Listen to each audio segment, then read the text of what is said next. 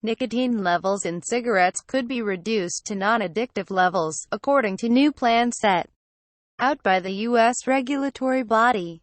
The Food and Drug Administration on Friday announced a roadmap to reduce deaths from tobacco and tobacco-related disease.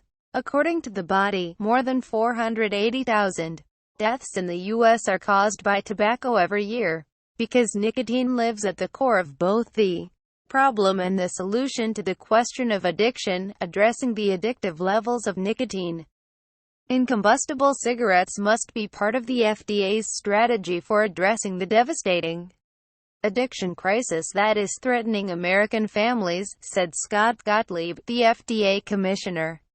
Does a tobacco-free world need to be nicotine-free? Read more. Our approach to nicotine must be accompanied by a firm foundation of rules and standards for newly regulated products, he added.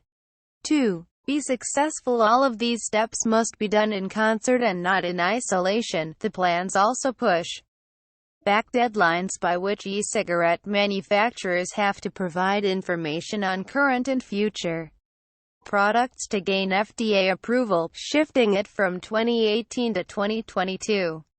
The announcements were met with mixed responses from experts, who noted that bans on advertising and the introduction of standardized packaging are not possible in the U.S., due to issues relating to the First Amendment and freedom of speech. The idea of gradually reducing the addictive ingredient of cigarettes, nicotine, looks attractive on the surface, said Robert West, professor of health psychology at University College London. But unless nicotine is pretty much eliminated quickly and comprehensively in all available tobacco products, which seems unlikely, it runs a serious risk of making things worse as smokers smoke cigarettes harder in order to get the nicotine they need, leading to more exposure to the harmful tar. Linda Bald, deputy director of the UK Centre for Tobacco and Alcohol Studies and professor of health policy at the University of Stirling, agreed that the move could end up exposing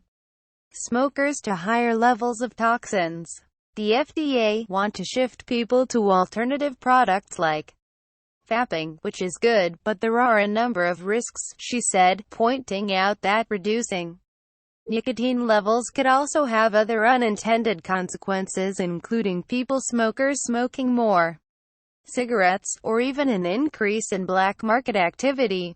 10 years after the smoking ban, vaping is a £1 billion business. Read more. But John Britton, professor of epidemiology at the University of Nottingham and director of the UK Centre for Tobacco, hopeful. I would always argue that if a policy is a good idea, you should do it anyway, he said.